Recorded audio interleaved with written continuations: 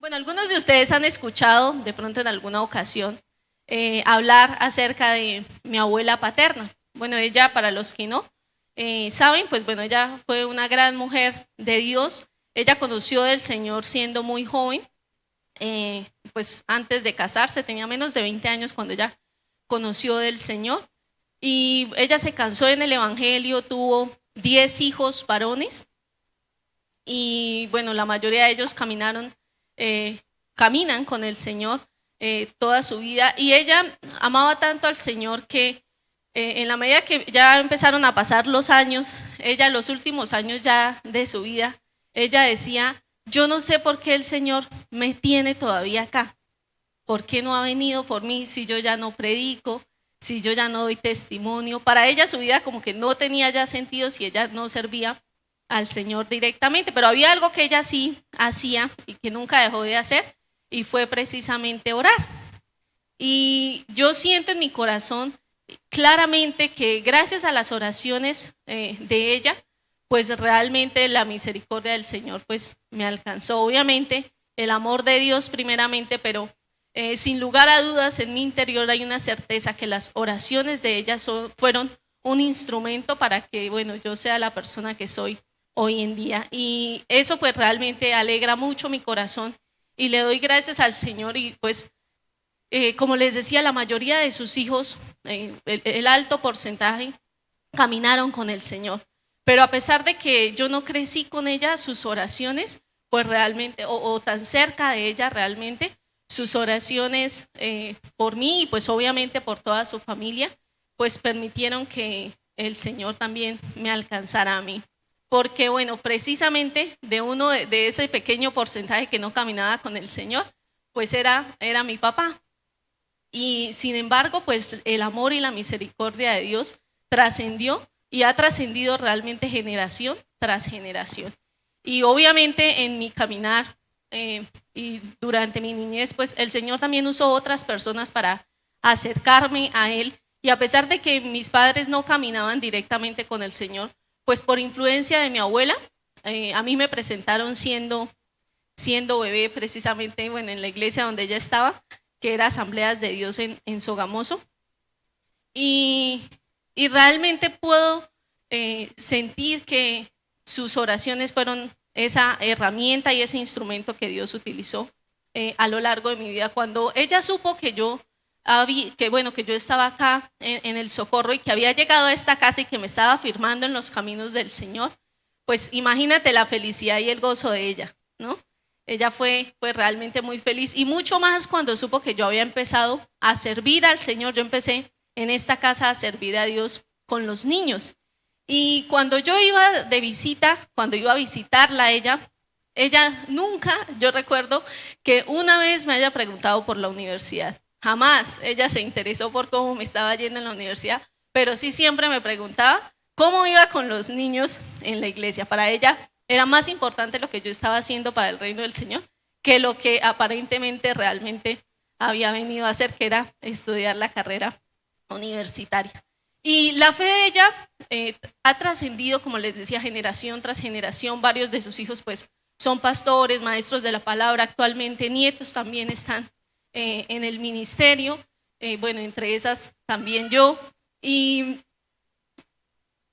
la semilla de ella quedó como tan evidente como había quedado sembrada el día de su funeral. Ella partió con el Señor hace un poco más de 5 años, pero la verdad que ese ha sido un funeral como el que ningún otro he presenciado. Obviamente siempre un funeral pues está cargado como de dolor, de tristeza, de ese vacío. Y aunque obviamente estaba esa ausencia que ella dejaba y pues lo que ella representaba, en todos había una paz y una tranquilidad que pues como les decía en ningún otro he visto. Había mucha quietud realmente, porque en cada uno de sus hijos estaba la certeza de dónde estaba ahora su mamá, a causa de su caminar de fe. Y ese día compartió la palabra a uno de sus hijos, el mensaje. De hecho fue un momento hermoso porque bueno, se aprovechó, como siempre había sido el deseo de ella, para invitar a otras personas a caminar también con el Señor. O sea, más que de pronto hacer memoria a ella, pues lo que se usó, pues siempre fue el deseo de ella, fue precisamente poder acercar a otras personas al Señor. Y en el momento que a veces es como el más difícil, que es cuando de pronto ya es el último momento, ¿no? Cuando ya van a poner el ataúd en el lugar que corresponde. Uno de sus hijos, en medio, lo que les digo, obviamente del vacío, pero con gozo en su corazón dijo, ahora sé que pues en este momento realmente ahí es fiesta en el cielo.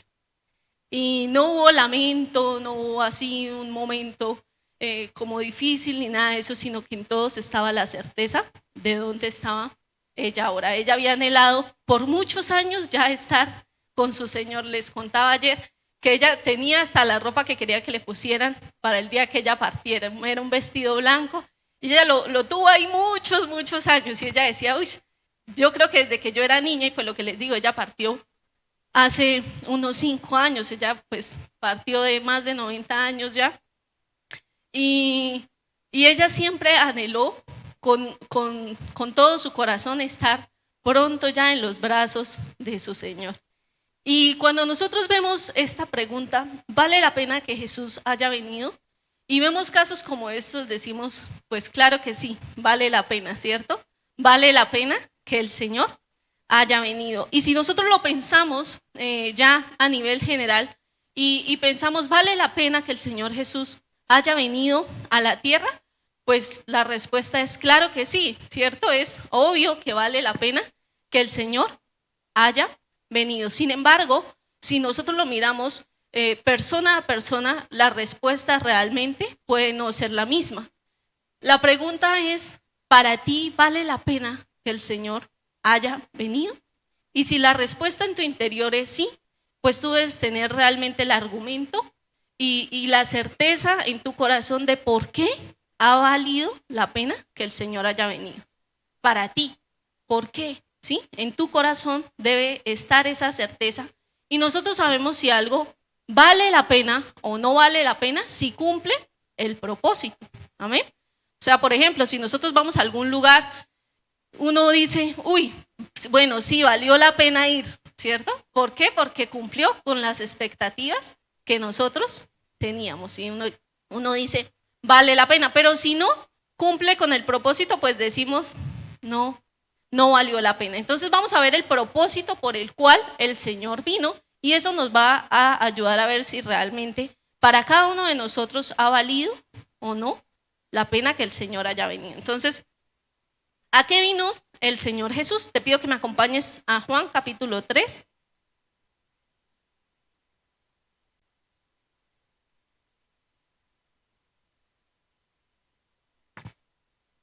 Juan capítulo 3, versículo 16.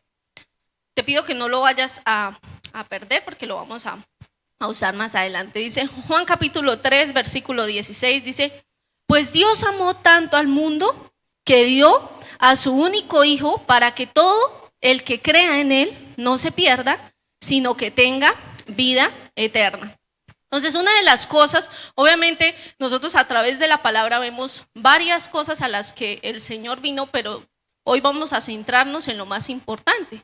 Por ejemplo, la palabra del Señor dice que el Señor Jesús vino a hacer la voluntad de su Padre, que Él no vino para ser servido, sino para servir. Pero el propósito más grande por lo que Él vino fue demostrar el amor al mundo. ¿Y quedó demostrado? Por supuesto que sí. Efectivamente, nuestro Padre envió a su Hijo, a su único Hijo, para demostrarle al mundo que lo amaba. Entonces, si nosotros vemos desde la perspectiva de Dios, incluso con que una sola persona se arrepienta, para Dios ha valido la pena enviar a su Hijo Jesucristo. Entonces, desde la perspectiva de Dios, efectivamente ha valido la pena. Y dice que Él envió a su Hijo para que todo el que crea en Él no se pierda, sino que tenga vida eterna. El versículo 17 dice, Dios no envió a su Hijo al mundo para condenar al mundo, sino para salvarlo por medio de Él. ¿Cuál fue otro propósito de los principales por los que vino el Señor Jesús? ¿Para qué? Para salvar el mundo por medio de su Hijo Jesucristo. Lucas capítulo 19, versículo 10 dice la palabra del Señor: pues el Hijo del Hombre vino ¿a qué? Pues el Hijo del Hombre vino a buscar y a salvar a los que están perdidos. Todos, sin lugar a dudas, los que estamos hoy en este lugar, ya hemos sido buscados por el Señor. Ninguno realmente ha llegado a este lugar solamente por voluntad propia, sino que ha sido Dios mismo quien ha puesto el querer como el hacer, así lo dice su palabra, por su buena voluntad de que nosotros realmente pudiéramos estar hoy en este lugar. Entonces todos en este lugar hemos sido buscados por Dios.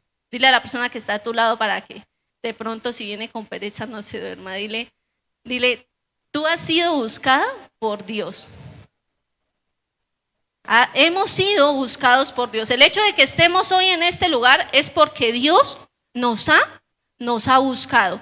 Pero Él no solamente desea buscarnos, ¿cierto? Dice que el Hijo del Hombre vino a buscar, y no solamente vino a buscar, sino también ¿a qué? A salvar lo que se había perdido, o a los que están perdidos, también dice la palabra. Entonces, ahora que cada uno responda en su corazón, ¿tú estás seguro acerca de tu salvación? ¿Estás listo para que si el Señor viniera en este momento por alguno de nosotros, o bueno, por cada uno de nosotros, estaríamos listos para estar con Él? Y esa es una respuesta que obviamente sola cada uno tiene en su corazón. Porque muchas personas, a pesar de ser buscadas por Dios, pueden no ser salvas. Muchos, dice la palabra del Señor, que muchos son los llamados, pero realmente son pocos los escogidos. Entonces, el Señor vino para no solamente buscarnos, sino para salvarnos. Amén. Entonces, cuando una persona no es salva, cuando una persona no tiene esa certeza en su corazón de salvación, es prácticamente para esa persona igual que el Señor hubiese venido o no. ¿Por qué? Porque no se está cumpliendo el propósito en esa vida de por qué vino el Señor Jesús. El Señor vino para salvarnos. Entonces, si una persona no es salva, para esa persona no ha valido aún la pena de que el Señor haya venido. Amén. Sino que se mantiene esclava realmente todavía al pecado. Entonces, una persona puede no ser salva porque, pues en primer lugar, no ha sido buscada. No es el caso de ninguno de nosotros, todos nosotros ya hemos sido buscados, pero hay muchas personas aún que necesitan ser buscadas. Y esa es la tarea que nosotros tenemos como iglesia. Tú y yo tenemos la responsabilidad de ir a buscar a otras personas. Esa tarea nos la dejó el Señor, y aunque cada uno tiene un propósito de parte de Dios específico para su vida, en común todos tenemos que necesitamos ir a buscar a otros para que valga la pena para esas vidas que el Señor Jesús haya venido. Amén. Entonces, eso es muy importante, y es importante que nosotros pensemos por un momento si hay personas a nuestro alrededor que aún no son salvas, si hay personas a nuestro alrededor para las cuales aún no ha valido la pena la venida del Señor Jesús. Piensa en tu familia, piensa en tus amigos, en tu círculo social, compañeros de trabajo, de estudio, piensa en tus vecinos, y si todavía tú tienes a tu alrededor personas que aún no son salvas, pues bueno, tienes tarea por hacer. Tenemos tarea aún por hacer. Otra razón por la que una persona puede no ser salva es porque, a pesar de ser buscada, bueno, ya en estos cuadros puede entrar cualquiera de nosotros, y porque, bueno, acá ya son personas que ya han sido buscadas, como tú y como yo. Entonces, a pesar de ser buscada, sigue dependiendo de sus obras para sentirse salvo. Y acá pueden haber dos posiciones en medio de que una persona dependa de sus obras para sentirse salvo.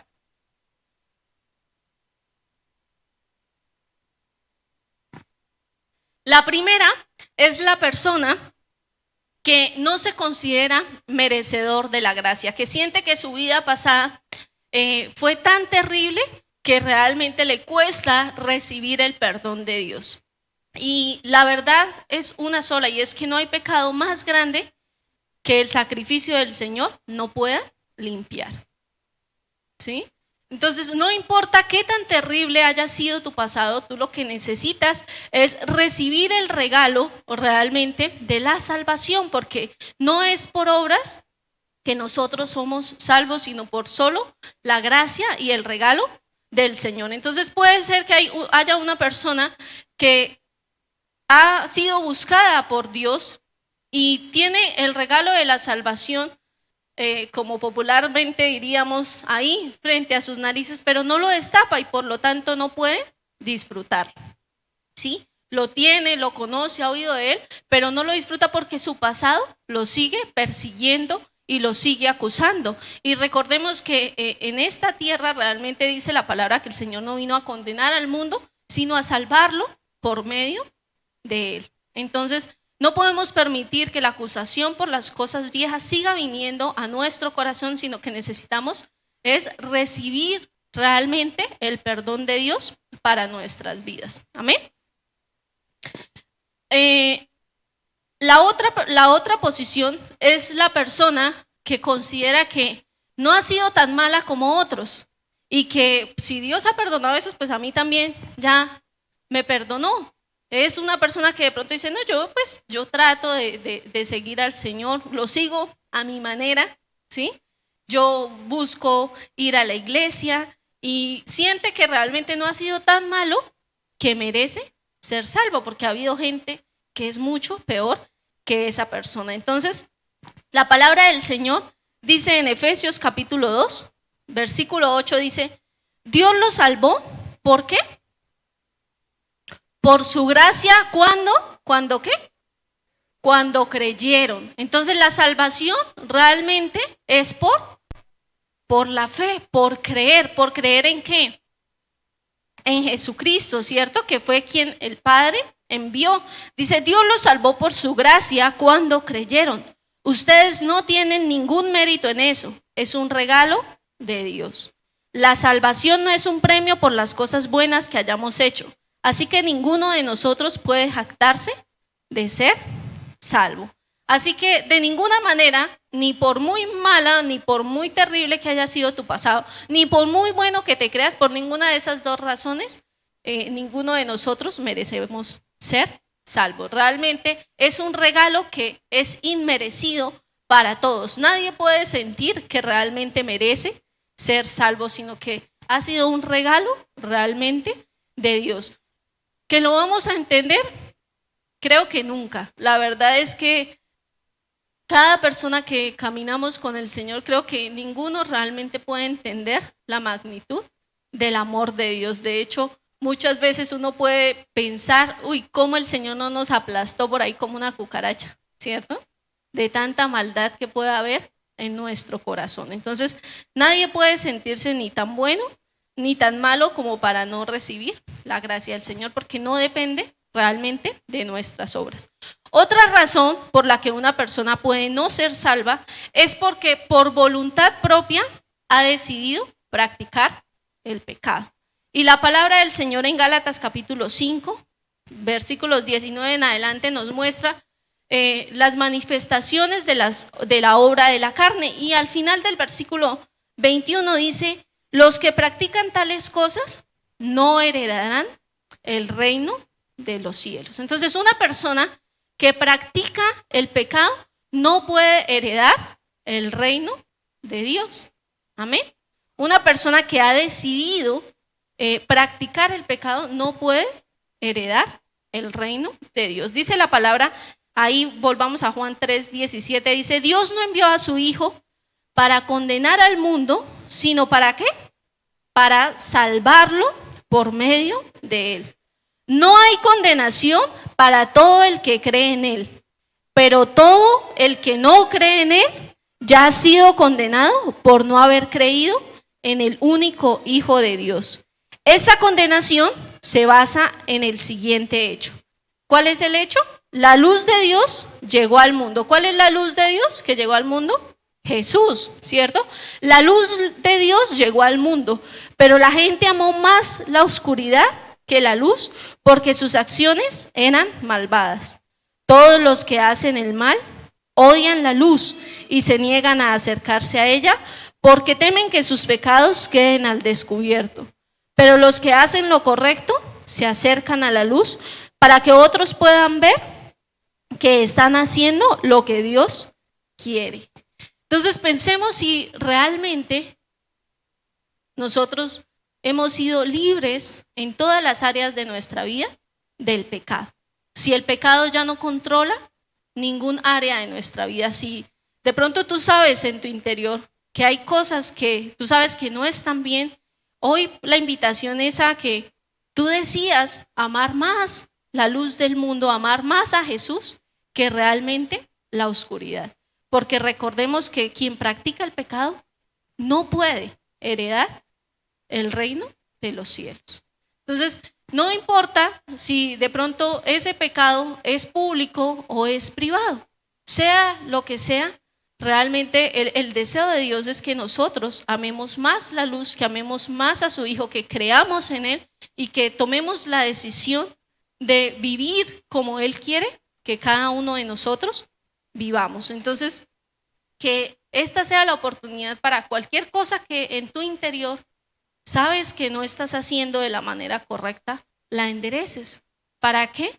Precisamente lo que dice la palabra, no haya condenación. Dice que la condenación es que la gente, muchas personas prefirieron más las tinieblas que la luz. Y hay personas que aunque han conocido y han escuchado del Señor, hay áreas en su vida que la siguen viviendo a su manera. Y el deseo de Dios es que todos podamos realmente amar la luz en todas las áreas de nuestra vida, más que cualquier oscuridad y que cualquier tiniebla que pueda haber en nosotros. Solamente si renunciamos realmente al pecado, la sangre derramada por nuestro amado Señor Jesús va a valer la pena para nuestras vidas. Entonces, si nosotros vemos efectivamente la venida del Señor, ha valido la pena, vale la pena y valdrá la pena. Pero tú y yo realmente decidimos si vale la pena en nuestras vidas. Y como iglesia tenemos la responsabilidad de que valga la pena en la vida de otras personas también. Amén. Dios desea que nosotros seamos su instrumento para que muchas personas puedan conocerlo a Él y puedan, al igual que los que toman esa decisión en su corazón, amar más la luz que realmente las tinieblas. Te pido que me acompañes a 2 de Pedro, capítulo 1.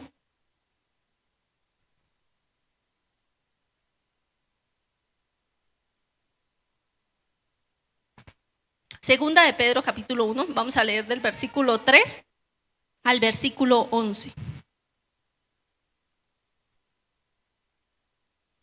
Dice la palabra del Señor: mediante su divino poder, Dios nos ha dado todo lo que necesitamos para llevar una vida de rectitud. Vamos a hacer un alto ahí. Dice que mediante su divino poder, Dios nos ha dado todo lo que necesitamos para llevar una vida de rectitud. Dios realmente ya hizo todo lo que podía hacer para salvarnos y para que nosotros pudiéramos tener una vida de rectitud. La persona que ha conocido del Señor, obviamente hay pecados que a veces pueden ser difíciles de dejar, hay pecados que intentan controlar la vida de las personas, pero Dios ya hizo todo para que tú puedas tener una vida realmente en rectitud. Ya no somos más esclavos del pecado. Amén. Entonces, Dios ya hizo absolutamente todo lo que nosotros necesitamos para que podamos llevar una vida de rectitud. Dice, todo esto lo recibimos al llegar a conocer a aquel que nos llamó por medio de su maravillosa gloria y excelencia. Y debido a su gloria y excelencia, nos ha dado grandes y preciosas promesas. Estas promesas hacen posible que ustedes participen de la naturaleza divina y escapen de la corrupción del mundo causada por los deseos humanos. En vista de todo esto, esfuércense al máximo por responder a las promesas de Dios, complementando su fe con una abundante provisión ¿de qué? De excelencia moral. La excelencia moral con conocimiento, el conocimiento con control propio, el control propio con perseverancia, la perseverancia con sumisión a Dios, la sumisión a Dios con afecto fraternal y el afecto fraternal con amor por todos. Acá básicamente se resumen los mandatos en los que dijo el Señor Jesús, se resume toda la ley y los profetas, ¿cierto? Que es amar primeramente al Señor y también amar al prójimo. Amén. Dice, el versículo 8 dice, cuanto más crezcan de esta manera, más productivos y útiles serán en el conocimiento de nuestro Señor Jesucristo. Pero los que no llegan a desarrollarse de esta forma son cortos de vista o ciegos y olvidan que fueron limpiados de sus pecados pasados. Así que, amados hermanos, esfuércense por comprobar si realmente forman parte de los que Dios ha llamado y elegido. Hagan estas cosas y nunca caerán. Entonces Dios les dará un gran recibimiento en el reino eterno de nuestro Señor y Salvador Jesucristo. Amén. Debemos esforzarnos realmente por comprobar si realmente estamos siendo parte de los que Dios ha llamado y ha elegido. ¿Sí? No es sencillamente, como les decía, ser buscados, sino realmente el Señor no solamente vino a buscarnos, sino a salvar. Uno tiene esa certeza en su corazón cuando no hay temor a la muerte, porque la palabra del Señor dice que el morir es ganancia, ¿cierto? Entonces, si una persona siente temor a partir de esta tierra es porque en su corazón aún no hay una certeza de salvación. Por eso un hijo de Dios no teme a ningún diagnóstico médico, porque tenemos la claridad de que no vamos a vivir ni un día más ni un día menos de lo que Dios ya dispuso para nosotros. Amén.